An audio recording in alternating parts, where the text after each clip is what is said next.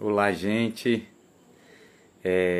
Hoje a gente vai ter uma live com Bento Cruz e vamos conversar sobre paisagismo agroflorestal e análise permacultural de paisagens, tá bom?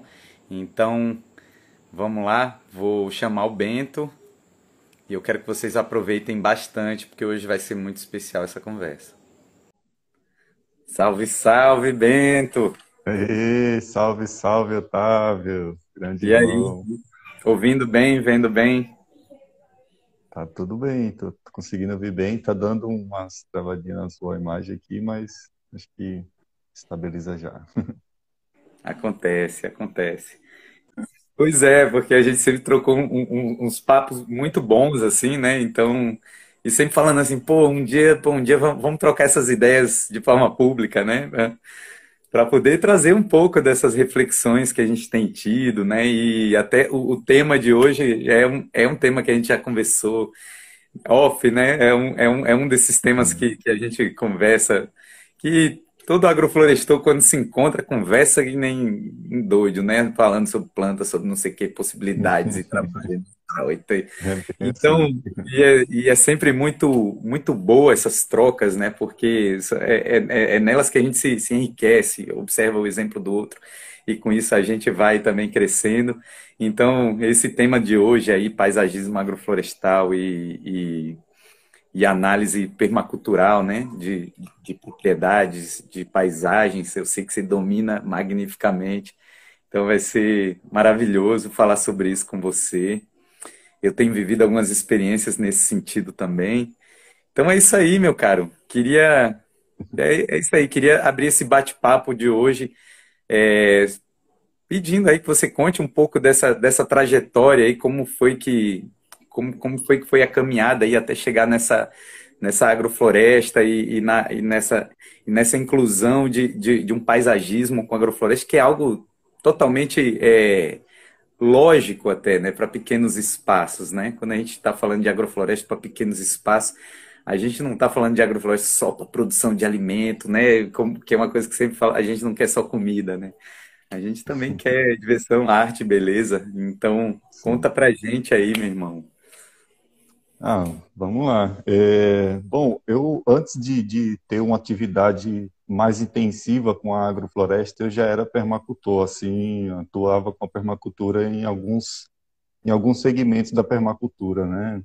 Com bioconstrução, com a própria educação, né, da introdução em permacultura para comunidades tradicionais, comunidades alternativas. Então, sempre atuei nesse, nesse estudo e aplicação da permacultura. E quando a agrofloresta começou a se intensificar nisso, eu, digamos que já tinha uma caixinha de ferramentas para me auxiliar nesse trabalho de agroflorestor, né? Então, daí eu fui, né, enfim, vendo as aplicações e achando isso interessante, tentando, de certa forma, aplicar e sistematizar, né, e daí contribuir, de certa forma, para esse estudo da agrofloresta, né, com essas outras vertentes que só acrescentam, né? Então, a vertente da permacultura, eu acho que acrescentou muito através de outros vários permacultores que acabaram abraçando esse trabalho com a agrofloresta também. E inicialmente, né, com a agrofloresta, o trabalho foi mais voltado a uma agricultura prática, né, uma agricultura agroecossistêmica, um trabalho voltado à produção, né, uma agrofloresta, digamos, mais produtiva. E aos poucos, o trabalho com a educação agroflorestal foi crescendo e as pessoas que participam, né, desses encontros acabam, a maioria, tendo ou uma casa com um quintal, ou um terreno pequeno, ou quer comprar um terreno pequeno, não muito grande, né? Enfim, áreas menores. Então, isso me fez, de certa forma, aplicar alguns estudos aqui no Sudeste, com essa dinâmica, né, com as atividades com educação, a gente acaba sendo convidado por algumas pessoas e acaba aplicando isso. E aí é nessa aplicação que a gente vai desenvolvendo, né? E aí a gente vai, de certa forma, sistematizando e partilhando isso também nos cursos. Então, há alguns anos, né, que eu venho praticando essa agrofloresta nos quintais, no entorno de casa, e isso vem a cada dia, né, digamos, me desafiando a utilizar ferramentas permaculturais, porque uma agrofloresta, quando a gente faz uma média a larga escala, ela tem um nível de complexidade, mas se você faz uma célula, né, um módulo experimental, enfim, faz um modelo ali, você consegue replicá-lo, né? Você reduz a complexidade do manejo e aumenta a otimização, né, de espaço, luz, tempo. Então você faz um sisteminha, né, otimizado ali.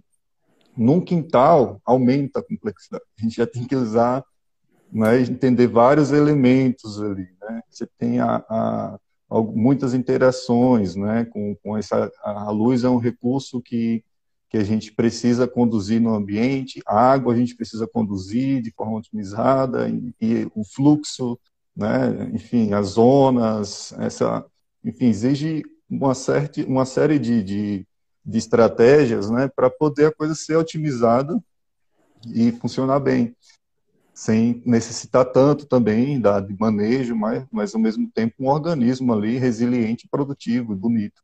E aí entra aí o outro desafio de trabalhar com espaços pequenos, com agroflorestas e quintais, é que quando a gente planta uma agrofloresta maior, a gente tem um objetivo muito específico, né? A gente vai produzir isso e isso, e ao mesmo tempo restaurar essa área. Quando a gente vai fazer um jardim agroflorestal, a gente quer que seja bonito, produtivo, que atraia as abelhas, e que, enfim, são vários objetivos numa área só. E esse desafio também da integração, né, do entorno ali com a casa, que é uma coisa só, né, um organismo só que tem ali cada um a sua funcionalidade, multifuncionalidade. Então é isso, esse histórico, né, partiu do próprio chamado das pessoas, né, em busca de orientação para aplicar em condições mais próximas às residências. E na prática, né, a gente vai praticando e vai desenvolvendo, olha, entendendo os materiais, entendendo, né, uma série de coisas assim. Então, essa foi a trilha. Cara, é incrível, né? Assim, é incrível como as coisas vão se apresentando, né? Assim, eu digo que cada profissional da agrofloresta, principalmente os profissionais autônomos, independentes, como a gente, né? Que nos tornamos consultores agroflorestais e tal. A gente vai vivenciando uma gama de, é, de, de situações tão diversas que com cada situação a gente vai aprendendo e nunca a gente talvez aprendesse tanto, talvez se a gente estivesse sempre no mesmo lugar, na mesma terra, plantando no mesmo local, né? Que é uma conversa que a gente já teve. Então, eu recentemente aqui em Camaçari estava lá no Ecociclos do Eric Gorni, que mais uma vez, se ele assistir esse conteúdo aí, um salve para ele e a Ana lá que cuidam desse espaço. E lá a gente começou a plantar os sistemas agroflorestais há 2 anos atrás, e o Eric já era nessa época, já era um super conhecedor de helicônias e disse, não, aqui a única coisa que, né, que ele tinha assim, mais feito de uma forma mais pragmática foi colecionar, naquele momento, né, colecionar helicônias e vários tipos de flores. E hoje em dia ele integrou essa floricultura com a agrofloresta e, cara, o lugar é um verdadeiro jardim, um lugar lindo de entrar e dizer assim, uau, vem, né? Você se sente abençoado por andar ali. Então, essa coisa do, né, paisagismo agroflorestal, como é que você tem trabalhado isso? Assim, eu queria entender um pouco melhor como é que você tem sistematizado isso, como é que tem sido essa pesquisa sobre plantas ornamentais e a relação delas com plantas alimentícias. Queria que você trouxesse um pouco aí algumas reflexões que você tem sobre isso. Sim. Bom, eu, assim, ao decorrer do tempo, eu recebi diversos convites, né, com diversos contextos e objetivos de, né, de transformação aí dos ambientes. Mas a maior parte, acho que 90% aí dos trabalhos que eu fiz foram para ambientes assim onde o desafio era maior, assim, né, no sentido de um barranco que estava solto e estava, né, prestes a cair na casa ou alguma coisa. Então eu faço um trabalho de restauração primeiro. Então, digamos que a minha vertente principal de trabalho, principalmente aqui na Mantiqueira, na montanha, né, é justamente esses ambientes que são de declividade. Então, houve um corte para a construção da casa, né, anterior, ou alguma coisa, enfim, não está funcionando, está tendo alguma uma condição de necessidade de otimização dos recursos no entorno da casa. Então, o trabalho, ele tem esse estudo, né, desses elementos, das entradas, saída dos elementos, e esse trabalho de restauração. Então, eu utilizo muitas espécies-chave para restauração ecológica, que, no final das contas, né, são bonitas. E, enfim, uso algumas espécies, né, nas zonas de raízes, né, principalmente, que são espaços para auxiliar na absorção da água, né, na penetração da água. Aí utilizo espécies para criar ali uma condição de uma cobertura, enfim, é a mesma condição da gente pensar um arranjo para uma agrofloresta, criar um organismo, né, de uma comunidade de plantas. Então, cada setor ali vai ter um conjunto de plantas que, além de estar bonitas, produtivas, elas estão cumprindo uma função importante, né? Então, digamos que entra aí um conjunto de espécies-chave, né, para restauração, para escoramento do morro, para uma série de fatores. E aí entram as espécies, né, que são perenes, né, as semiperenes, que aí aqui na região assim, a gente busca utilizar bastante essas espécies de Mata Atlântica, né? Aqui a gente tem na Mata Atlântica uma grande diversidade de plantas assim que são incríveis, né? Elas, enfim, interagem muito bem, são plantas mais frias, né? Então elas criam ali uma condição ali no ambiente de microclima, né? Elas não são tão de saltos de crescimento, então ela acaba, né, criando nichos ali no jardim, né? E daí plantas, isso, né, em áreas assim que são pouco acessíveis, né, zona 5, né, então você tem plantas estratégicas, né, você tem plantas que são ornamentais perenes, e aí você vai chegando nos ambientes que você tem uma maior circulação. Aí nessas que tem uma maior circulação é onde entra uma maior variedade de espécies, assim, né, para uso também.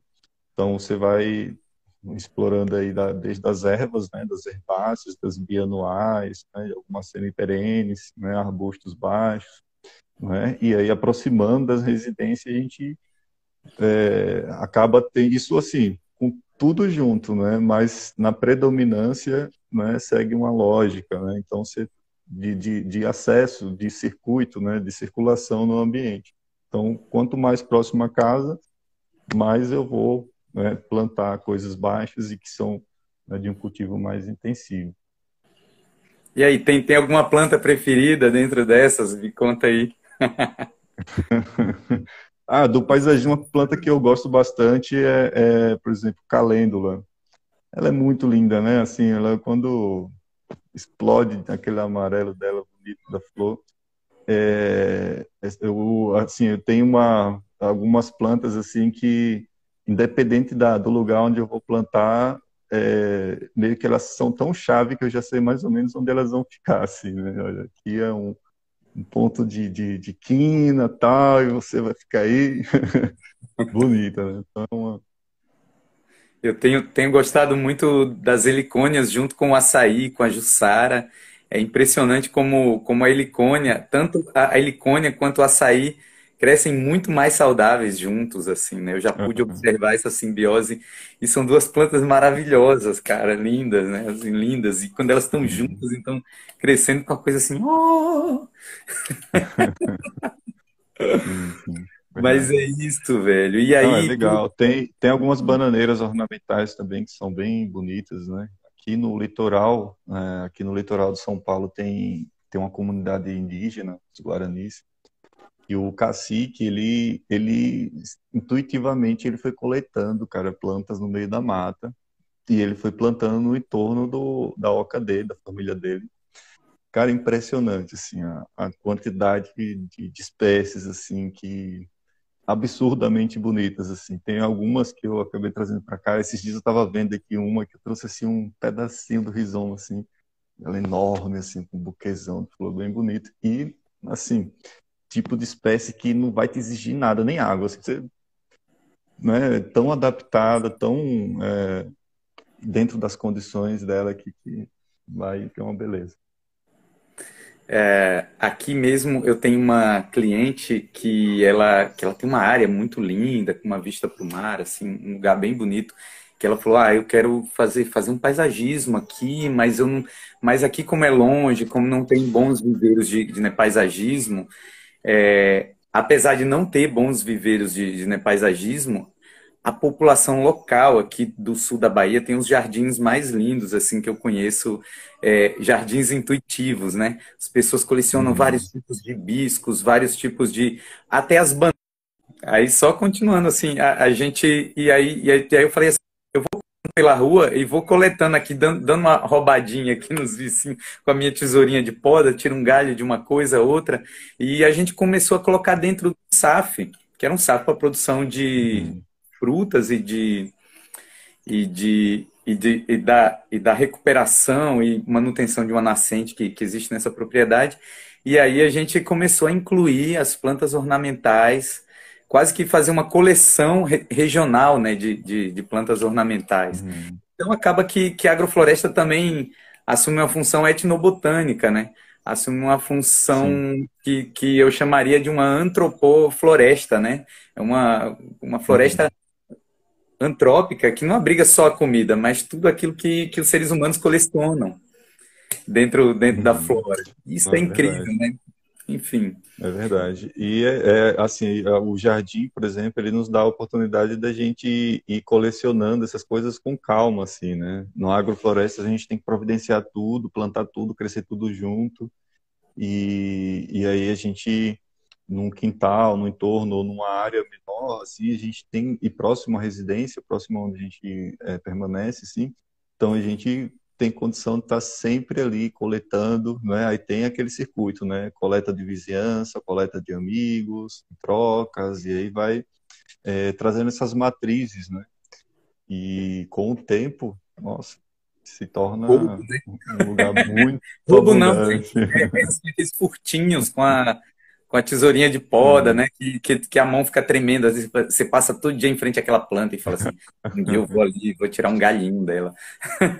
Pô, e aí falando Acontece. sobre essa coisa, né, que você está falando sobre o zoneamento, que é algo que para quem às vezes está na agrofloresta e já chegou pela agrofloresta, às vezes não tem muito conhecimento sobre permacultura, sobre essa visão de zoneamento de uma propriedade, de análise holística de uma propriedade, né, e a partir dessa análise holística você fazer um planejamento agroflorestal permacultural, né? Então eu vi você falando sobre a zona. Conta aí para a gente como é que você tem trabalhado isso né? Porque eu imagino que essa parte principalmente paisagística ali na zona um, 2, né? Por onde a gente passa e tal. Como é que você pensa isso aí? Conta aí para a gente. Bom, a gente, naturalmente, a gente fala na permacultura, né, que a gente conhecer um lugar, assim, a gente precisa ficar um ano, pelo menos, ver todas as estações, né, as mudanças ao decorrer do ano, período de chuva, período de seca. Isso é o ideal, assim, né? Mas nós, permacultores, né, que trabalham com isso, somos desafiados a entender isso muito rápido. Então, a gente acaba desenvolvendo realmente um olhar mais técnico, né, com algumas metodologias para a gente poder ter uma otimização nisso. Mesmo com a bagagem que a gente tiver, tudo, mesmo assim, a gente ainda chegando no ambiente, a gente já vai conhecendo, né, vai estudando, vai sentindo. E eu acho que acho que a principal dica mesmo assim é a gente desapegar do controle da situação, do ambiente, assim, né? Acho que a primeira coisa é a gente realmente tentar entender o que que o ambiente está comunicando ali, em que estágio ele está, entender um pouco do histórico, né? De onde ele, como que foi, como que chegou àquele estado ali, né? E ver quais são os elementos ali que já estão estabelecidos, né? O elemento, por exemplo, relevo, o fluxo de água, né? Tem uma série de elementos, a luz, né? Você vai entender ali o que está estabelecido e atuando, né? Ali de forma, sequencial, intensiva. Então a gente vai nesses elementos, né? E aí a partir daí a gente tem um diagnóstico, né? Ou seja, tem uma ideia, né, do que o ambiente está comunicando. E aí a gente vai tirando os elementos aí para a gente ampliar essa condição de informações para a gente ter, subsidiar nosso planejamento, né? Daí, assim, esse estudo de zonas, vocações, fluxos, isso ajuda também na organização, porque a gente define, por exemplo, prioridades de áreas, né? Então, a gente, olha, essa área tem uma vocação, né? A gente vai lá para a vocação da área, né? Olha, aqui tem uma vocação para construir a casa, aqui tem uma vocação para fazer uma drenagem, saneamento, aqui tem uma vocação para o jardim, porque tem um sol legal e tem aqui uma área que pode estender para um pomar agroflorestal, enfim. Então a gente vai entendendo as vocações da área, né? E aí a gente, ou seja, não impõe, a gente entende que é vocação, ou seja, que o lugar está mostrando, né? E aí a partir das vocações a gente vai para a parte técnica da permacultura, né? Que é o estudo das zonas, né? Porque cada área vai ter pelo menos algumas zonas mais intensivas, outras menos, né? Os fluxos que conectam essas áreas, né? A multifuncionalidade, né? Ou seja, como que algo pode estar ali cumprindo várias funções, integrando áreas, né? E aí, enfim, vai uma série de pontos aí que numa live é impossível a gente conversar assim, né? Sobre todos esses tópicos, né? Que envolvem um estudo de campo assim. Mas é basicamente isso, né? A gente busca conversar com o ambiente, entender o que o ambiente está passando de informação, né? Do que está estabelecido, e a partir dali a gente cria algo que possa ampliar a otimização, né? Do ambiente, dos elementos no ambiente, das pessoas que vão habitar nele, né? Criando ali fluxos, né? Que possam ser otimizados, criar ambientes com funções, né, que se ajudem, integrar áreas, integrar elementos. Então, esse é meio que um dos principais papéis da permacultura nesse trabalho que antecede a execução de um projeto, né? E aí, mesmo que a gente planeje, observe, tal, marque coisas, faça mapas, no momento da execução, o lugar ainda vai dizer algumas coisas que você não tinha dito antes. E aí você vai, né? E isso é legal, sabe? Assim, se você está desapegado do controle, é incrível, você tem surpresa, o lugar começa a falar de fato com você, quando você começa a mexer, né? Você olha, tal, aí, né? Começa a dar as dicas, e aí o trabalho fica interessante, né?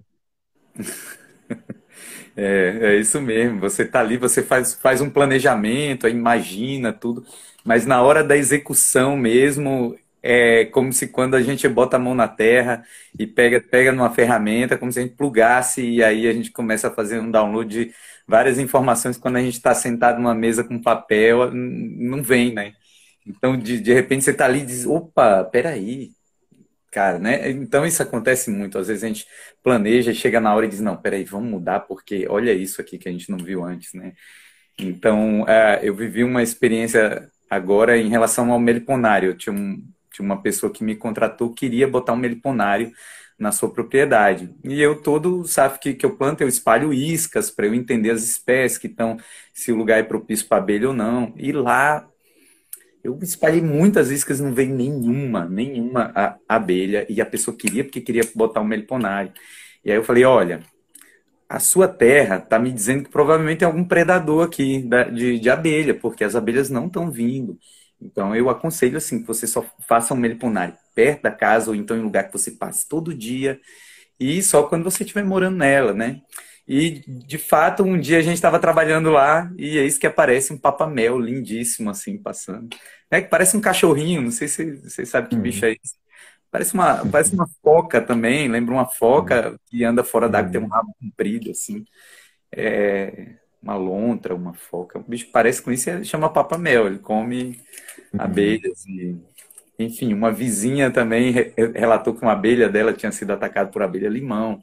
Eu falei, olha, a sua área está dizendo que não dá para criar abelha sem gente aqui e não dá para criar abelha perto, longe das pessoas, né? Então, a propriedade fala, né? Você tem que estar atento a Uhum. essas informações que chegam É, os nossos e não desejos. insistir, né? Às vezes você quer muito uma graviola. Cara, mas ali Uhum. tem um ser vivo que ocupa ali aquela área que adora a folha da graviola, adora e, pô, Uhum. e aí?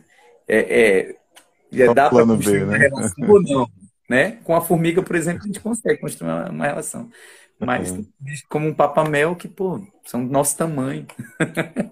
Eu vou ficar brigando com um bicho desse? Não dá, né?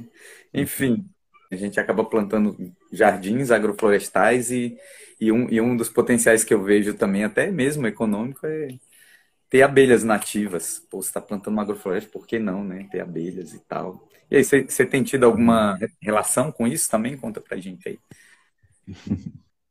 Bom, teve uma. é, Tem uma, assim, primeiro que o jardim, pela própria característica das espécies que nos atrai, né, atrai os humanos, assim, meio que atrai as abelhas também, né?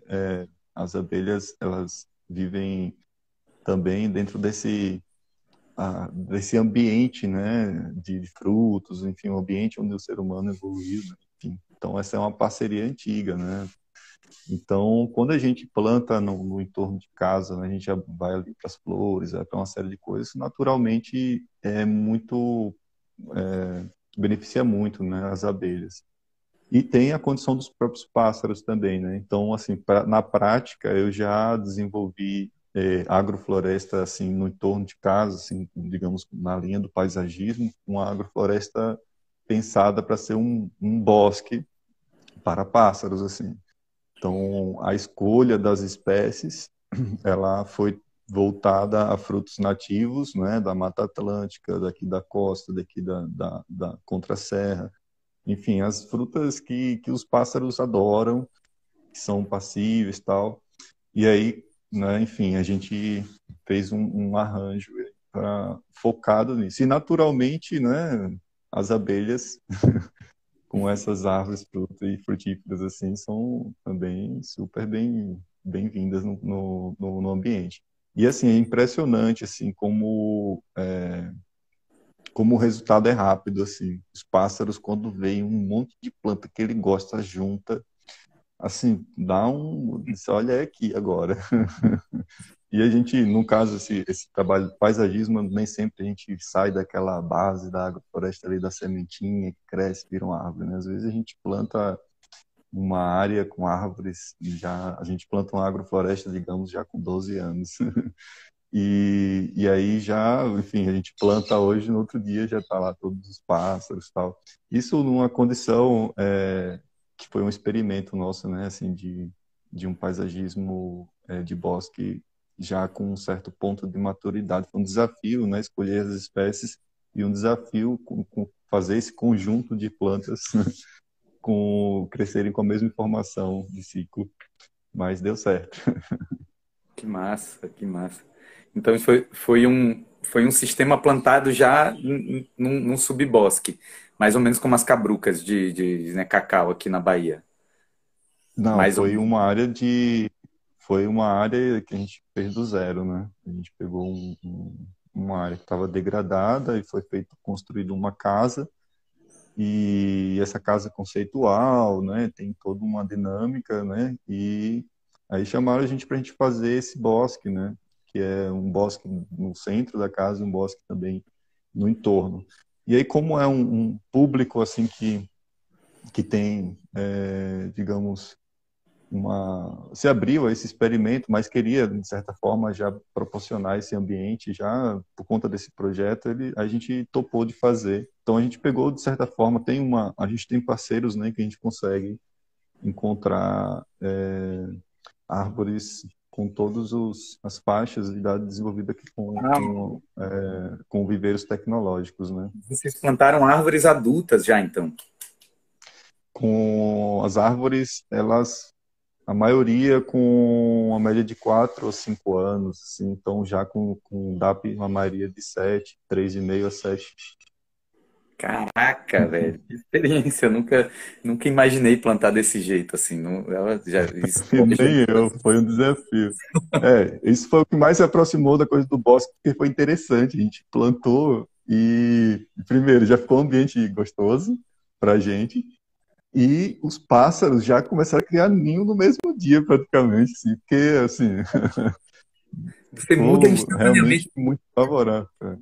É Muda isso que eu digo. instantaneamente o ambiente. Agora, o acompanhamento, o trabalho aí exige um trabalho de solo, um trabalho de inserir também espécies que vão cumprir um maior serviço, né, digamos, ecossistêmico no ambiente, porque tem as frutas que elas não são muito exigentes, são fruteiras do ecossistema aqui, né, mas mesmo assim a gente criar a condição para ter sempre material orgânico, para cobertura, para ciclagem de nutrientes. Então é um bosque maduro, mas uma agrofloresta, assim, né?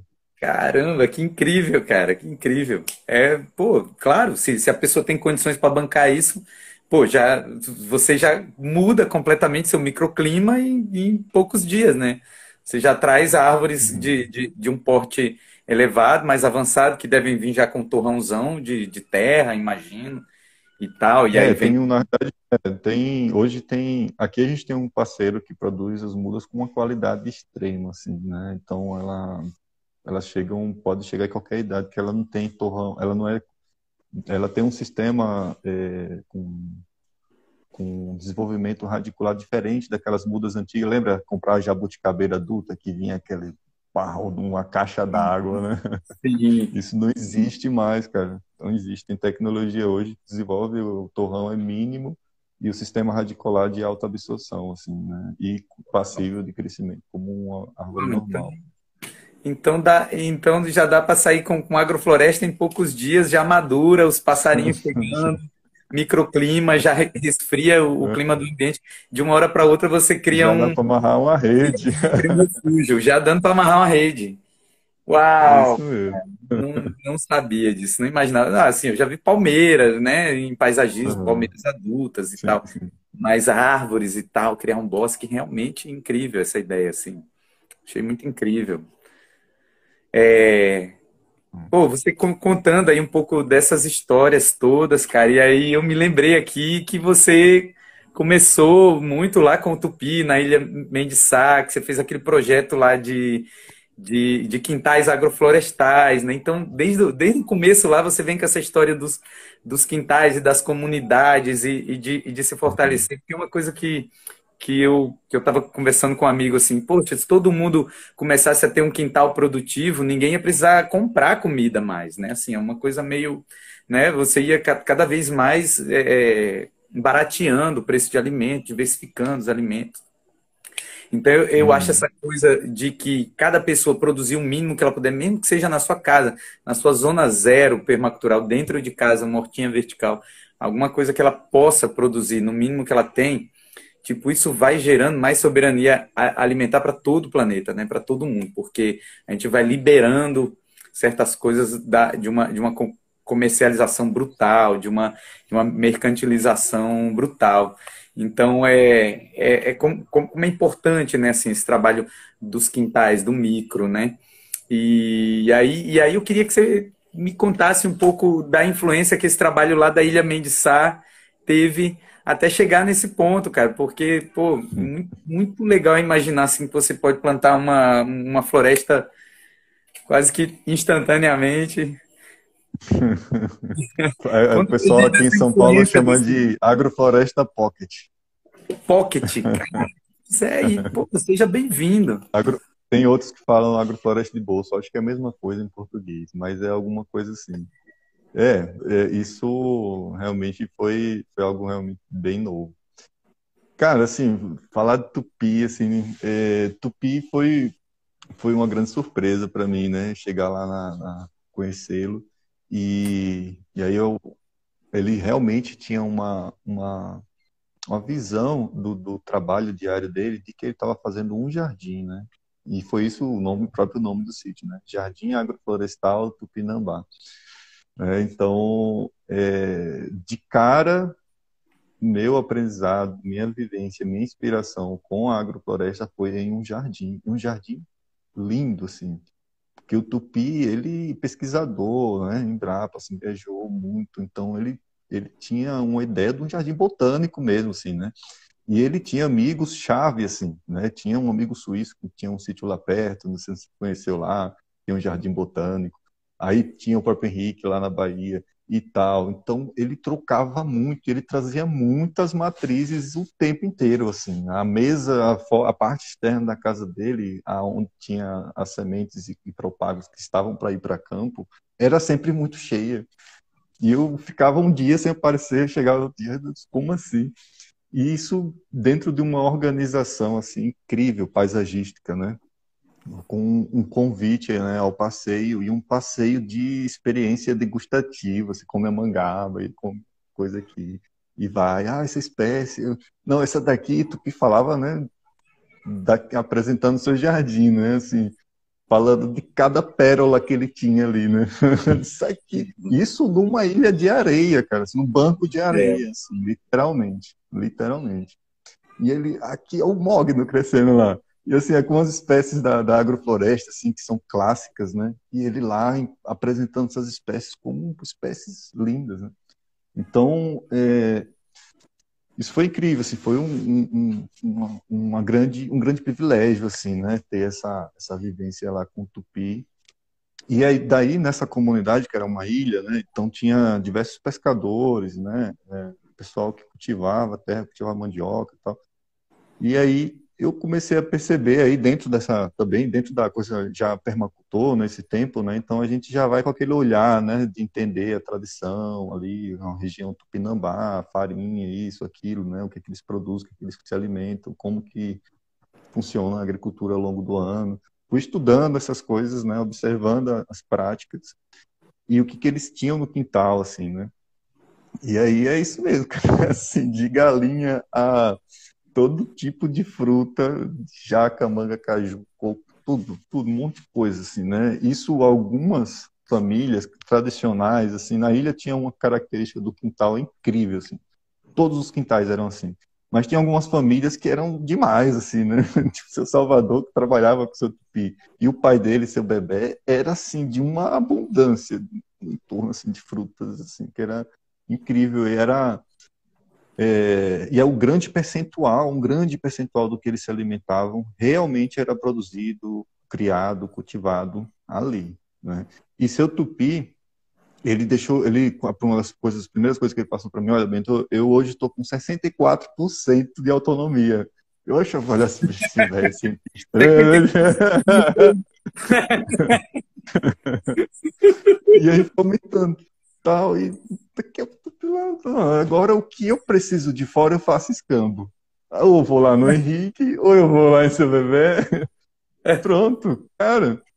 No entorno do Tupi, o terreno Tupi dá 3,8 hectares, mais ou menos. Ele cultiva, assim, acho que não chega a um hectare. Na época, né, que eu estava assim, mais próximo e tal, naquela época não dava um hectare, assim, de abundância. Esse lugar onde ele adensava tudo isso, onde ele achava tudo que chegava, né?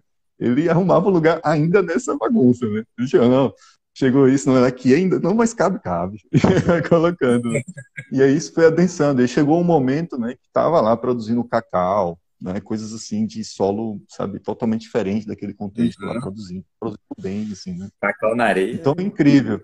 E uma outra coisa interessante, assim, que Tupi me trouxe para a coisa dessa agrofloresta, assim, paisagismo também, é a organização da área, assim, né? Então, ele falava que tinha uma casa no quintal, não um quintal na casa, né? Então, ele tinha uma casinha ali, né, que exigia super pouco dele, né, onde ele guardava as coisas ele processar suco, as coisas, né, um quartinho ali para dormir, um quartinho ali para guardar as ferramentas que são porque ele gosta de dormir do ladinho, né, ali e tal, enfim, uma casinha pequenininha e sempre tudo branquinho, tudo simples, tudo limpinho, assim, né? E é um nível de organização extremo, assim. E aí ele foi setorizando, assim, né? Então ele foi tal, a água, né? O setor da água, que embaixo já é já é um galpão para guardar ferramentas mais grossas. E aí depois tem lá o canil, e depois tem o minhocário, e tem o biogel aqui. Então a localização das coisas conectada por trilhas era incrível, era um circuito, né? É um circuito, né? O Tupi sempre fez isso depois. A gente fica de Tupi, recebe esse pessoal, Tupi, o pessoal quer conhecer. Tem. Ele, tá bom. Ele começou a fazer uns circuitos lá, mas é isso sim, né? Então, ele não aceitava que eu falava, isso é permacultura, Tupi. Tupi, não, não, isso não é permacultura. Só não aceitava que chamava.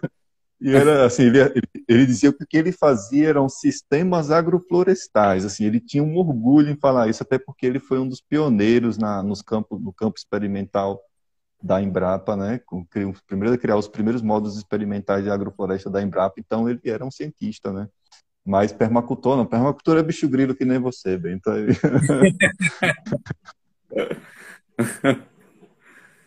Cara, incrível, né? Assim, porque eu aqui, onde eu tô morando agora, tem muita área de restinga, né? Você trabalhar na uhum, restinga é um desafio, mesmo num lugar chuvoso como o sul da Bahia, eu sinto que é quase tão desafiador quanto trabalhar numa caatinga seca, assim, porque mesmo chovendo, você conseguir fixar as plantas sem que elas morram no momento que o sol esquenta a areia, é um desafio, cara. É um super desafio. Você tem que ter um trabalho de organização de biomassa impecável para dar certo. Senão, não dá certo. uhum, Não dá certo. é, Você vai ali, você consegue fazer uma coisa dar certo, né? O normal é a pessoa vai, planta uhum, uma coisa, fica cuidando, cuidando, cuidando, aí quando aquilo ganha uma autonomia, né? Normalmente os uhum, quintais agroflorestais intuitivos surgem assim. E no Brasil afora, eu não conheço muito bem São Paulo, mas eu imagino que em São Paulo também, como no Brasil todo, as pessoas têm o hábito de fazer sistemas agroflorestais em seus quintais, principalmente no uhum, interior, né? Não, nesses lugares onde as pessoas ainda não encimentaram seus quintais, né? Onde ainda tem árvores nos quintais, a gente vê, a pessoa planta um pé de manga, planta um jambo, planta um caqui, planta uma cana, tem uma mandioquinha ali, tem mamão, e é muito incrível nessa dinâmica, e eu sou super atento nessa dinâmica dos quintais, como é que as pessoas constroem quintais, e aí por isso também comecei a botar também plantas ornamentais dentro dos meus sacos, porque eu falei, pô, os quintais, nos quintais, as pessoas colocam plantas ornamentais, por que que nas nossas agroflorestas não pode ter, no meio de tudo ter bom, enfim, ter uma helicônia, ter um hibisco ali, ter, né, uhum, uma abelha que vai atrair um beija-flor, que você está ali colhendo seu alface e o beija-flor do lado, por que não? uhum. Enfim, massa demais aí te ouvir, tá aqui com você, tá certo? Trocando essa ideia, revisitando essas histórias, né? Sempre aprendendo, né? Quando a gente troca, aí um traz uma vivência, outro traz outra vivência, aí dá aquele uau! Então, se falou do bosque aí, dessa experiência com tupi, né? Pô, isso tudo vai dando aquele calor na gente que está trabalhando com agrofloresta e dizer assim, poxa, cada agroflorestor é um universo de experiências incríveis, né? Então, quando a gente traz essas experiências aí, principalmente para quem está começando, quem está descobrindo, ou mesmo quem já está macaco velho, vamos dizer assim, entre aspas, como a gente, aí com mais de 10 anos nessa história, então, sempre aquece, né? Sempre traz essa vontade de continuar experimentando, de descobrir mais coisas. É um universo inesgotável. Acho que tem coisas que foram ditas hoje aqui que podem servir por muito tempo aí para outras pessoas, então essa é a intenção. Opa, explica mais sobre essa ideia de se plantar árvores adultas. Eu sempre vejo nos viveiros árvores já produzindo, mas não acredito que seja a melhor forma. Acredito mais na semente. Aqui o Matu Serradeiro aqui mandando esse comentário. Quer comentar aí? Bom, Arthur, sim, sim. Então, essas mudas que vendem em viveiros de paisagismo, né? Esses viveiros que são, não é nem viveiro, na verdade são lojas, né? Lojas que vendem mudas ornamentais, árvores, mudas de frutas, e também alguns viveiros também, de certa forma, profissionais, né? Que se dizem profissionais, mas que vendem mudas produzindo frutos. Essas mudas enxertadas, principalmente, produzindo frutos, né? Mas isso é cilada, de verdade.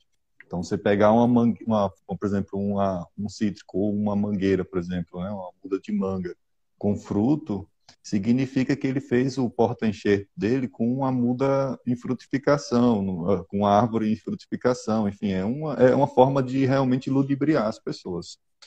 Então, assim, existem. Daí também as mudas, dessas mudas que são comuns, que tem até um DAP3, né? Passar disso já se torna só a jabuticabeira, que costumam produzir assim um pouco maior, com DAP7, até DAP14.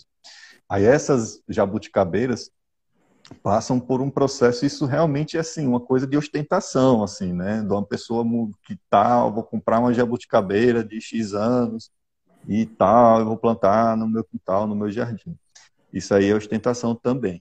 Mas o que acontece? Por que eu topei esse projeto? Porque eu encontrei uma empresa que tem uma patente numa tecnologia que desenvolve de forma natural espécies com uma seleção incrível de sementes. Eles desenvolvem com a otimização. É uma forma de manejo que eles fazem, né, do sistema radicular. O processo de poda por oxidação, não tem como detalhar muito agora, mas é um sistema que ele aumenta a taxa de absorção da muda, né? E, ou seja, a muda ganha mais qualidade e ela acaba tendo também uma condição de preço, né, digamos, acessível, porque eles produzem em escala, é um viveiro profissional de verdade, com renascem e tal. Então, eles conseguem produzir, hoje, ofertar para estas pessoas que querem projetos assim, né, conseguem ofertar mudas com qualidade e quantidade, assim, né? Então, hoje isso é possível. Eu concordo com você em relação a essa estrutura, essa logística que a gente tem, né, de oferta de mudas de viveiro lá, tal, botando isso aí realmente é cilada. Uma coisa que me chega às vezes é que a pessoa tem uma propriedade e essas pessoas às vezes já têm uma idade avançada. E ela diz, poxa, eu não quero esperar Uhum. 15 anos para que essa fruta produza, como é que eu faço, né?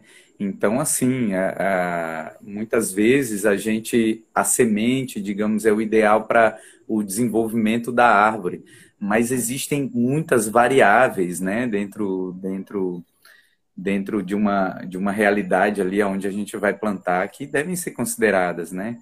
Então, Uhum, que nem sim. tudo a E a gente gente que deve seguir trabalha às com vezes a paisagismo, a carne. gente encontra muitas realidades Aham. nesse trabalho. Assim, a gente tem, assim, se for mas pelo que a gente, por exemplo, eu adoraria só plantar por semente ou mudas que eu produzo aqui e tal, tentar ser, enfim, toda a cadeia produtiva e todo o sistema voltado dentro de uma lógica mais original possível.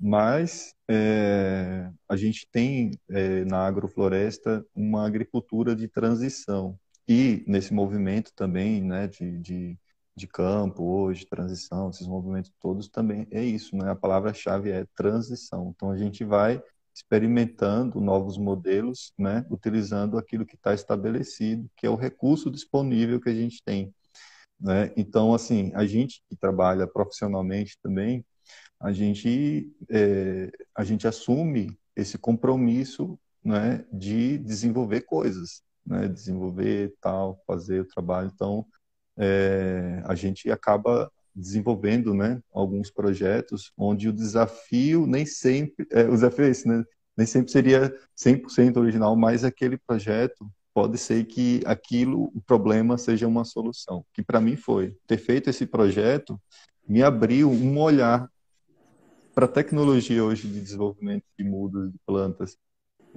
para a reversão, né, de condições climáticas em ambientes, né? Por exemplo, o lugar assim, era um pasto, assim, duro. E no outro dia tinha pássaros lá, né? Então, ou seja, se tem como essa tecnologia, né, de desenvolver árvores com a maior quantidade de qualidade, a gente pode acelerar mais ainda o processo, né? Aquele que tem disponibilidade, disposição de acompanhar um processo do zero de sementes, né, até a floresta, né, de uma forma sintrópica, tal. Isso aí é que você evoluir para esse movimento, porque está realmente disposto a experimentar todo o processo. A gente que já trabalhou um tempinho, a gente fica de olho na antenada nas coisas, assim, né? Tem como impulsionar aqui, a gente impulsiona. Vamos crescer ali, vamos... Não, Otávio? É um Claro, samba, né? com certeza. Se a gente pensar que o planeta hoje vive um déficit de 1,5 trilhão de árvores, gente, e quer dizer, isso é calculado em carbono em excesso na atmosfera, né?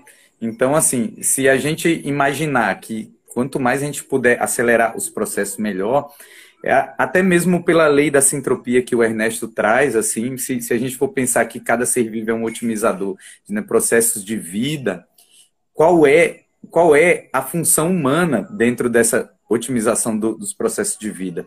Talvez o ser humano seja o único animal que tenha a habilidade, principalmente, de mobilizar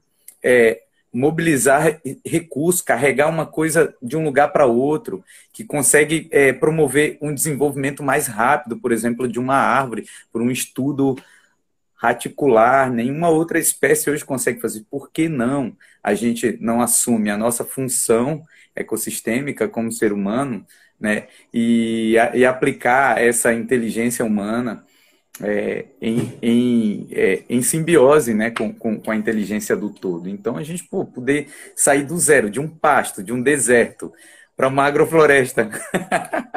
E assim, em poucos dias, pô, é incrível essa E o possibilidade. impacto, né?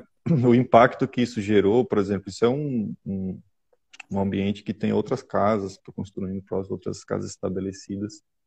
E foi interessante, assim, né, a vizinhança, assim, né? Passava o lugar, era um pasto, de repente passa no outro dia, ficou um final de semana sem aparecer, quando tinha, assim, uma floresta cheia de Imagina, pássaro, todo o passarinho, ambiente ali, frutas. a sombra, um negócio bonito, assim, bem arranjado, assim, e também com muita produção de jardim mesmo embaixo, não é só foram as árvores que entraram as árvores, seu espaçamento tal, definido, mas a gente produziu muita coisa lá também, né, de frutas, de Pratos, verduras, enfim, o subbosque ficou, não foi uma placenta, né?